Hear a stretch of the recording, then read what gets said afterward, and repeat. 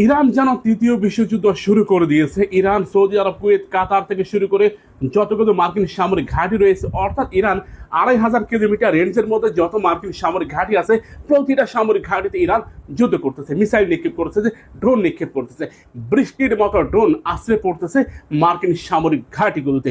ইতিমধ্যে কাতার ইরানকে অনুরোধ করেছে, কিন্তু ইরান সে অনুরোধকে প্রত্যাখ্যান করেছে। কাতার জানিয়েছে তারা যেন কোনো অবস্থায় কাতারে হামলা না করে, কিন্তু কাতারের সেই অনুরোধ তারা প্রত্যাখ্যান করেছে, কারণ কাতারে রয়েছে মার্কিন বিমান ঘাঁটি, আর মার্কিন এই বিমান ঘাঁটি থেকেই ইরানে হামলা করতেছে আমেরিকার যুদ্ধ বিমানগুলো।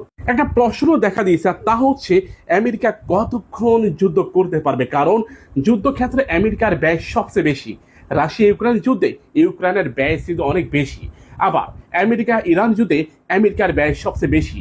যেই $1,00,000 দিয়ে আমেরিকা একটা মিসাইল তৈরি করতে পারে, সেই মিসাইল তৈরি করতে ইরানের খরচ হয় মাত্র $10,000।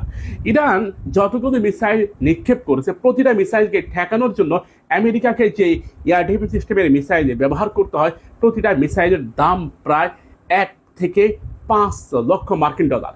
চিন্তা করে দেখুন, এখন ইরানের 500 ড্রোন কিংবা মিসাইলকে প্রতিহত করতে গিয়ে আমেরিকাকে রাস্তায় নামতে হবে।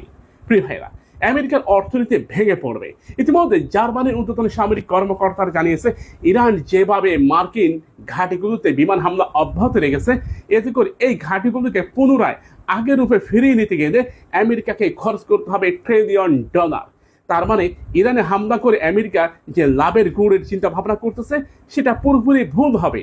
রাশিয়ার ঊর্ধ্বতন সামরিক কর্মকর্তারা তারা জানিয়েছে, ইরান আগে থেকে প্রস্তুতি নিয়েছে, সে কারণেই তারা কমপক্ষে 20 থেকে 25,000 মিসাইলকে প্রস্তুত করেছে।